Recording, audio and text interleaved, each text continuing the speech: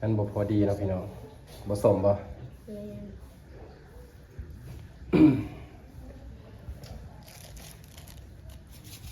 ใส่อีกกินไหมเขาบ่คิดว่ามันสิลายปานนี้สาคอนมาหาสาวตุกตาคือเก่าเนาะพี่น้องนี่สาคอนก็ได้เลิกเวียกไวแน่มื้อเวียกก็4 โมงเนาะ4 โมงครึ่งพี่น้องเอาคนอื่นหมดก็สบายดีเนาะหมดสุขสุขคนเด้อมื้อนี้ก็มาพอกับสาคอนคือเก่านี่สาคอนก็สิพามาหาสาวตุกตาพี่น้องสาวตุกตาจักเฮ็ดหยังบ่ทันรู้เนาะมื้อนี้สาคอนคิดว่าสิซื้ออันนั้นเนาะพี่น้องอยากกินตำส้มเด้ออยากให้สาวตุกตาตำให้กินเนาะพี่น้องแล้วก็จะหน่อยสิออกตลาดเนาะสิซื้อข้าวปุ้นเนาะหรือว่าเครื่องนี้เครื่องนั้นเครื่องประเภทตำอะไรพี่น้องสิซื้อให้สาวตุกตาตำให้กินพี่น้องนี่ก็บ่ทันรู้ดอกว่าสาวตุกตาเฮ็ดหยังอยู่ไหนแต่สิพาพี่น้องไปเบิ่งกันเนาะไปเนาะมาฮอดแล้วพี่น้องนี่มาเลยนี่รู้สึกว่าอยากสะอาดขึ้นเนาะพี่น้องถ่ายหลายเทื่อแล้วก็อยากรู้สึกสะอาดแน่อันนี้นี่ก็สาวตุกตาหาก็นึ่งข้าวเด้อสิเป็นบอลหนึ่งประจำของเราเนาะพี่น้องมันบ่มีคลิปหยังอะไรสิเฮ็ดเนาะพี่น้องคู่มือนะครับเฮ็ดตัวนี้เนาะซาตุตาก็ได้นึ่งเขาคู่มือพี่น้องแต่ว่าบางครั้งอาจบ่ได้ถ่ายค้าไว้อยากในส่วนนี้แบบเนี้ยเข้าไปอาจสิเราอาจสิได้ทูซุนี่หมดเลยพี่น้องนี่ขาบดำๆเลยเด้อ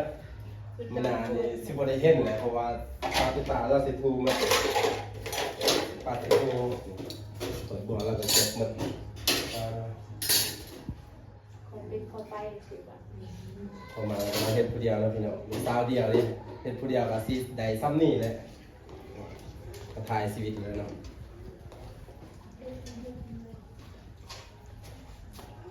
สิตามบ่ตามส้มให้กินนี่สิไปซื้อกันสาวตุกตาว่าสิตำอันนั้นพี่น้องข้าวปุ้นเนาะตำให้กินนี่ก็เรากำลังล้างถ้วยล้างบัวเนาะพี่น้องไปแล้วเนาะสิไปซื้อเนื้อกินเนาะสิไปซื้อเครื่องตำเนาะพี่น้องให้สาวตุกตาตำให้กินไปไปซื้อตัวประเภทตัวร้อยเสียได้นะจะให้เราตำเนาะตำกินนี่ก็จะไปหาเราเลยถ่ายแล้วนี่ไปเลยเนาะสิให้ซาตุตาไปตามให้กินนะพี่น้อง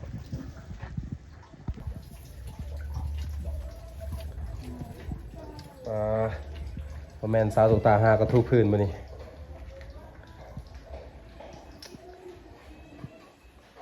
มันหากระทุกพื้นมานี่นี่เนาะพี่น้องสาตุตาหากันหนึ่งข่าวเด้อใครหิวกับใจอดใจจ่อเนาะพี่น้องอดไปก่อนเขาพ่วมกับหากับขึ้นเนาะหากันหนึ่งยานี่นี่พี่น้องสาตุตาทูพื้นว่าทูเพื่อนนั่นแหละพี่น้องเฮ้ยเบิ่ง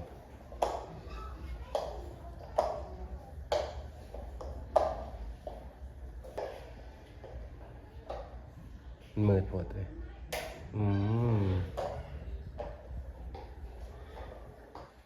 ลูกสาวแบบลูกสาวยาวเลยพี่น้องยังโสดยังสิ่งอยู่บ้านก็มีแต่เรานี่แหละ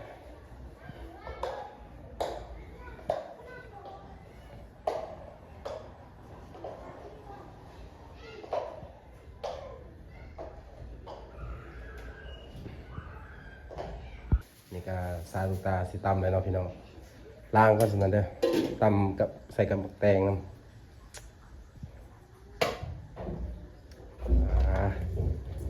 เคนเนี่ยมันเคนสิเป็นถาคนกินเลยพี่น้องมาสิทามเนี่ย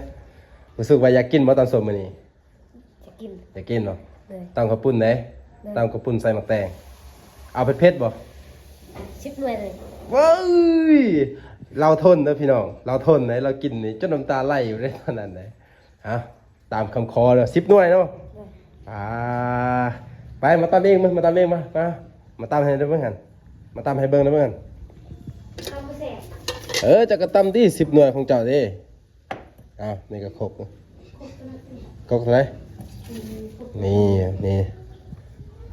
อ้าวอ๋อจะได้10 หน่วยเนาะงั้นสินับให้พี่น้องเด้อ1 2ออกก็ติ3 4 5เจ้าน่ะตำ6 ตำเผ็ดซื้อ 8 9 10ปลา10นี่เผ็ดแห้งบ่จะเคยกินแต่ละเทื่อสาตุกตาสิจัดให้เด้อพี่น้องตามคำขอของเคนเนาะพี่น้องป้ามื้อนี้เคนก็เลยมาบ่แม่นนัดกันเด้อพี่น้องตัวนี้เพราะว่าเรามาเองเนาะว่าเห็นเราอย่างนี้เนาะผักเทียมนี่มีแล้วบ่ผักเทียมคิดว่าบ่มีสิซื้อเนาะเอาตังค์มานั่งเคน2 คนตลอดเนาะมื้อนี้ไปได้กินน้ำส้มด้วยพี่น้องข่อยก็อยากคือกันเนาะข่อยย่อมก็คิดอยากแล้วก็เลยอยากให้สาวตุกตามาตามให้กินพี่น้องก็เลยซื้อ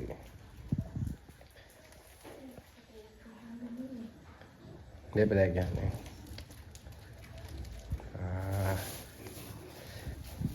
สิได้มีน้ำตาไหลออกมาจากมื้อนี้นี่ คือสิบ่เผ็ดนี่นะ บ่เผ็ดบ่โอ้สาวตุกตาก็บ่เผ็ดเด้อพี่น้องตามคำขอเลยเนาะ10 หน่วยเคนว่า10 หน่วยแต่ว่าสาวตุกตาว่าบ่เผ็ดเด้อให้ใส่เติมอีกบ่นี่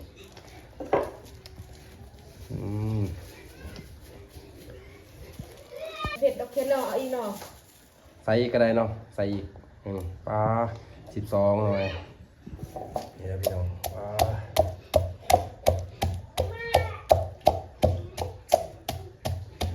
ลายแตกเลยเนาะ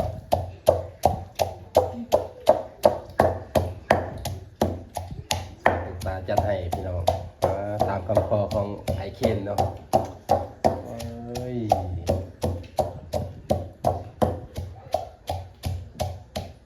วันนี้ก็ได้กิน เอามีดมาเค็ม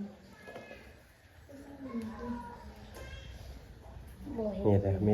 มีตัวนี้บ่ได้ป่ะ มีดโอ้อันดีเค็มที่กู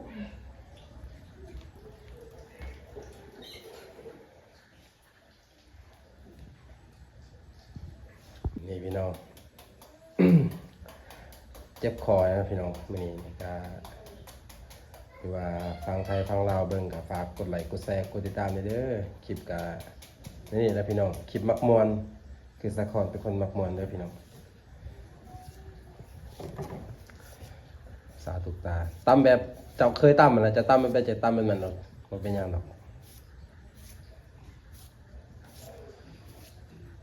ใครสิกินนี่ เคนเจ้ากินก็ได้เนาะกินนำกันเลยก็ได้นะ มื้ออื่นไปเตะบ้านไปจ้ะ เตะบ้าน6 โมงเนาะซึ่งว่าอายตาเตะบ้าน6 โมงก็กินได้เนาะไปกินนำกัน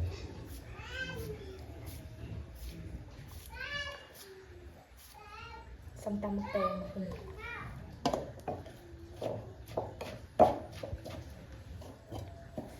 สูตรตัวนี้แม่นสูตรสาวทุกตาเด้อพี่น้องตำหมักแตงนี่แบบคนอื่นตำอาจสิแตกต่างเนาะหรือว่าสาวทุกตาก็ตำก็แตกต่างเนาะ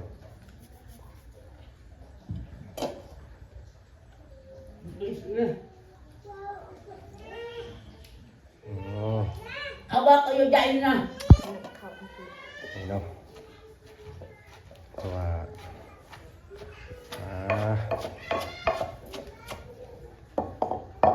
คนแบบเปิดไฟเนาะพี่น้องเพราะว่ามืดร้ายเพราะว่าอัดประตูเท่านั้นเนาะ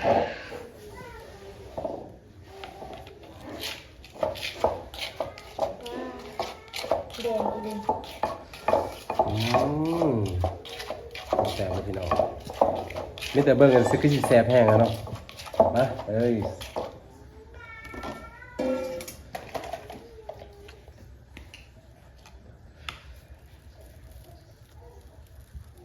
คนถากินเด้อนี่หน้าตาเนาะเค้นแต่ว่าเนาะสำหรับที่ว่าหลายคนก็สิเห็นนี่เนาะพี่น้องคลิปหลายๆคลิปที่ว่าถ่ายเค้นถ่ายลง YouTube พ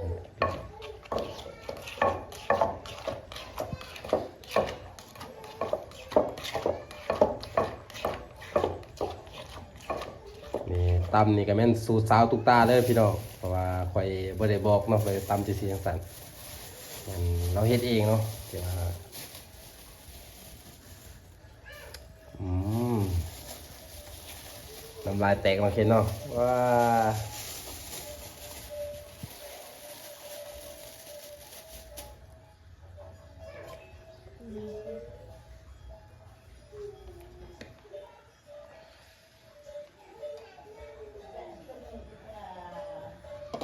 หมดบ่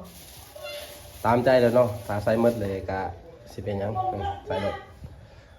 ถ้าเต็มก็ล้นเอาใส่กระซ้ำก็ได้ตามเอาว่านี่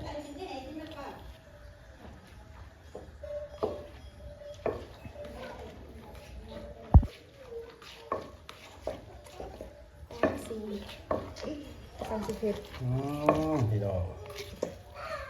เวลากินได้จังไดกินกันมันกินอยู่นอกเด้อพี่น้องเพราะว่าอยู่นี่มันอยากมืดแหละเนาะใช่ก็ลำบากว่าสิกินอยู่ในเลยบ่นั่นบ่กินอยู่ในเลยบ่ ดอก กินอยู่นอกบ่ว้ายเคนนี่พี่น้องสาธุตาได้ตำเนาะว่าสาธุตาปรุงสำใดแม่นปรุงสำนั้นเด้อพี่น้องเพราะว่า เผ็ดอีก พวกข่อยสิบ่ได้ปรุงเด้อพี่น้องเพราะว่าสาคอนนี่ก็แม่นสาธุตาตำแบบใดสาคอนสิกินแบบนั้นเพราะว่าสาคอนอยากให้สาธุตาตำให้กินเนาะถ้าแม่นสาคอนได้ปรุงแล้วแม่นบ่แม่นฝีมือสาธุตาเด้อ จุกๆเลย เอาสักกระซ้ำนั่นก็ได้แต่เดี๋ยวมันเต็มเลยพวกถ้าบ่เต็มก็ลองยั่วๆเลยพี่น้องมาเด้อมากินเบิ่งเต็มโคกเลยป้าถ่ายรูปให้เราเดี๋ยวสองตาอีก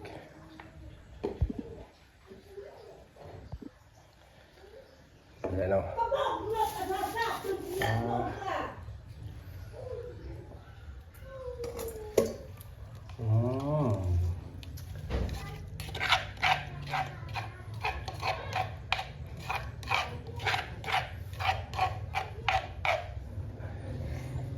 คนรอใจอดใจจ่อเลยเนาะพี่น้องป้า กินน้ำลาย โอ้ย ชิมก่อนเด้อ เอาตามใจรถตามสบายรถนี่สาธุตากับแม่นตำแล้วเด้อพี่น้องซีมก่อนเพิ่นว่าโอเคมาซีมมึงพอดีแล้วบ่ซีมรถเอ้ย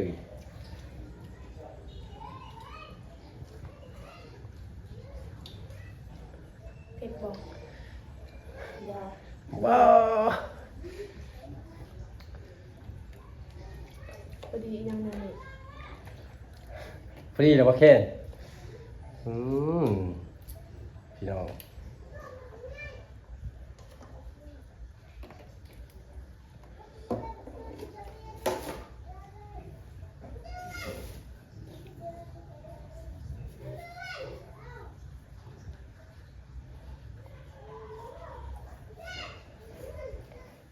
ซึ่งก็ยังบ่ทันแล้วเนาะเพราะว่าสาวตุกตาซีมแล้วรู้สึกว่า ลายปานนี้เลยปรุงหน่อยเดียวเมื่อกี้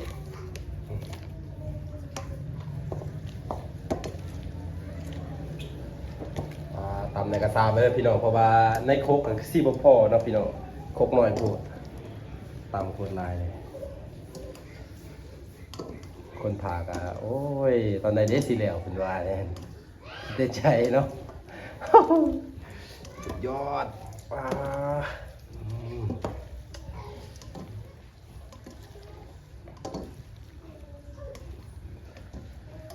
คิดจะกินแต่ตอนเพลเนาะพี่น้องคิดว่าโอ้ไอ้สาวตุกตาตำกระปุ่นให้กินบ่เนาะคิดเป็นมันก็เลยมาแต่เร็วอยากคิดมาให้ซะเห็นไหมยังอ่านอยู่ ซีมเธอที่สอง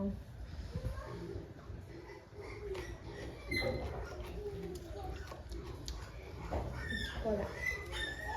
สาวตุกตาว่าพอดีแล้วพี่น้องพอดีก็แม่นจัดใส่จานเลย ใส่บอลเดียวเลยบ่ สบายเพราะว่าคนนั้นเนาะพี่น้องว้า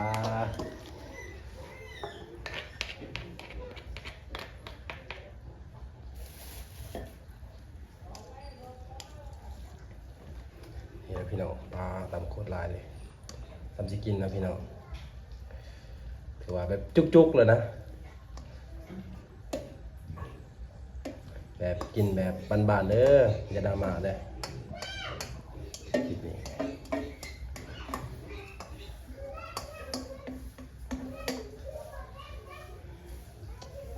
สีโคตรงามเลยพี่น้อง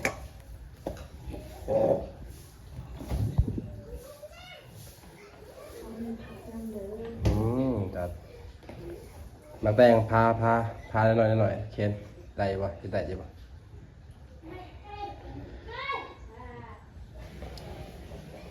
เอาแล้วให้เราพี่น้องในสีพาให้พี่น้องมาเบิ่งอยู่นอกกันเนาะ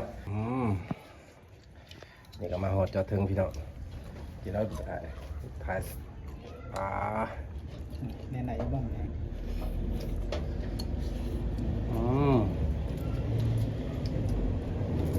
จะได้โอเควะแซ่บเนาะปลาพี่น้องสาวตุกตาตามเองแซ่บเองเนาะซีมันได้บางอย่างเนี่ยเพราะว่าโอเคอยู่สิมีผักกับผักสูตรแล้วก็หมักแตงข้าวปุ้นเลยเนาะ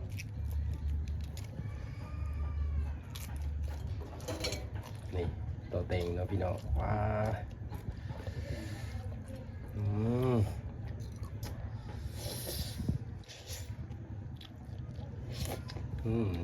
สุดยอดว้าหมักแตงมาจ่ามาจะเจ้เฮิน พี่น้องโคตรลายเลยพี่น้องตามมานี้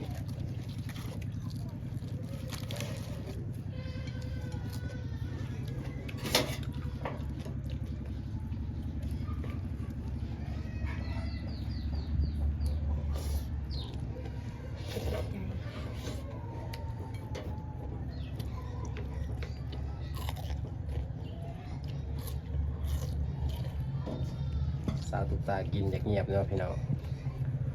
อยากเก่งไปจ้ะเอาถึงตังยังสนั่ง นั่งรถนะขาอยู่เนาะไม่คิดถูกเลยว่านี่คือบุษเสมอนะบางกองอะไรนะมีใหญ่พวกเนาะพี่น้องเอาได้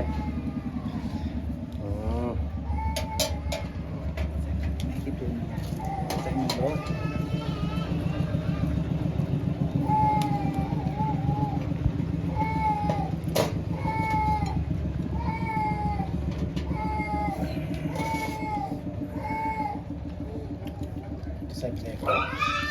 ใส่ไปเลยใส่ไปเลย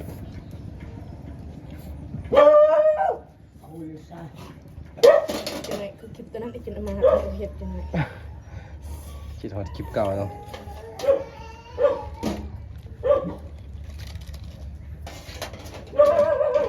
ทำดี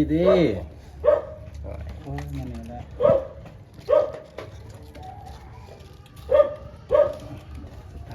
เพชรจุบเคนพี่น้องเบิ่งเพชรนี่ไม่อยากให้เบาเลยธรรมดาเนาะเสียงกรอบนี่ก็จะเป็นอายเด้อพี่น้องอายสาวตุกตาเด้อนี่เป็นกูบอกกูบ่าวเลยครับโสดนะ สุดยอดไปเนาะแซ่บจัดหนักจัดเต็มเลยพี่น้องนี่ไม่กล้าคนเลยเจ้เฮินอันนี้บุกเกรงใจเลยโอเค ขออนุญาตแบบถ่ายนั่งเลยพี่น้องเป็นกะทูมาอย่างดีดอกคนในหยาดใส่มือได้พี่น้องไม่คิดถูกมันหยาดนะพี่น้องนี่ก็จะเป็นไอสาวตุกตาเด้อพี่น้องถ้าไปประหัวซื้อเราอึ้งค่ำเด้อพี่น้องนักเตะทีมแขวงมาพี่น้องเตะบานเก่งเลยพอดีเลยเราเตะบานเก่งเนาะ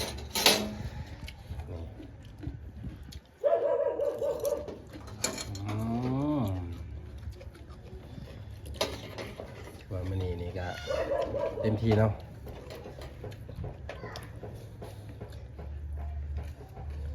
เกลือแตนเฮ็ด เลี้ยงตัวได้ว่าโบเผ็ดได้ เพราะผมเคยกินได้เลยมันเคนเคยกินจนน้ำตาไหลพุ่น มันว่ามันว่าใส่10หน่วยแล้วมันก็ใส่เลยใส่ตามเพิ่นคอเลย สองหน่วยคุณ แต่ซาตุกตาเติมอีก2หน่วย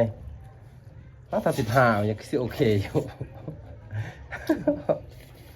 โอ้เครือแตนเลยพี่น้องแต่เรายินบ่เผ็ดเด้อธรรมดาแต่สิเผ็ดจะดอกแต่เผ็ดบ่แห้งเนาะพี่น้องเผ็ดแต่พอกินได้อยู่นี่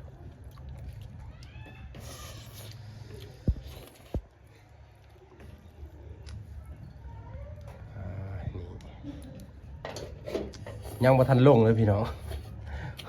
รู้สึกว่าเขาเจ้ากินหลายแหละแต่ยังบ่ทันลงตัวนี้เบิ่งผักกันจนแบบนั่นเลยลืมซื้อผักกับเนาะพี่น้องถ้าหากว่าคลิปนี้มีคนเบิ่งประมาณ1,000 ปลาย 2,000 นี่สิซื้อแบบกว่านี้เด้อพี่น้องสิเฮ็ดให้สาวตุกตา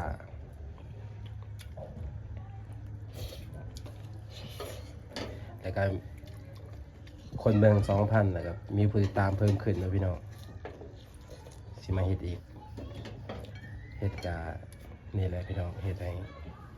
กินอันนี้แหละกินสามัคคีเนาะว้าเหลือแต่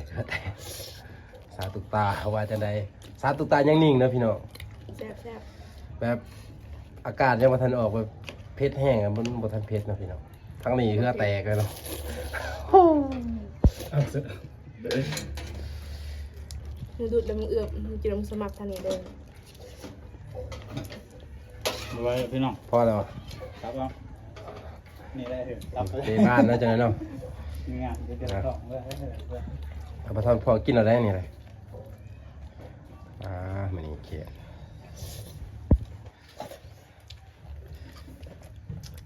หมกเผ็ดจนติดคาปากเลยพี่น้องสาวตุกตาแหนมโบไปเลยพี่น้องแหนมหา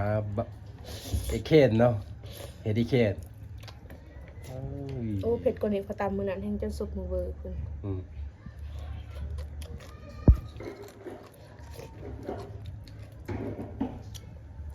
ตกลงเผ็ดหรือเผ็ดฮักศกเวอร์นะเห็นไหม เผ็ดประแห้ง เผ็ดบัทันแห้งเนาะว้า นี่ซัดเลยตัวนี้นี่ บ้ากิน ตัวแดงๆนี่มันคือเผ็ดแห้ง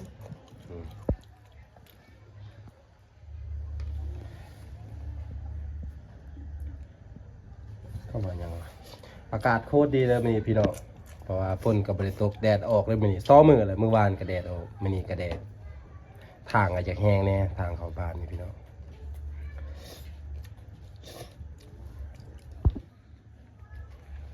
กินทำจาหรอก นี่กินอยู่เลยไม่เท่าจะกินผักสู้ป่ะ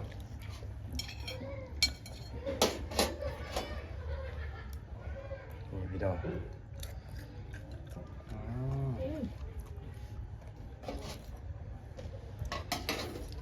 เผ็ดยำยังคักเลย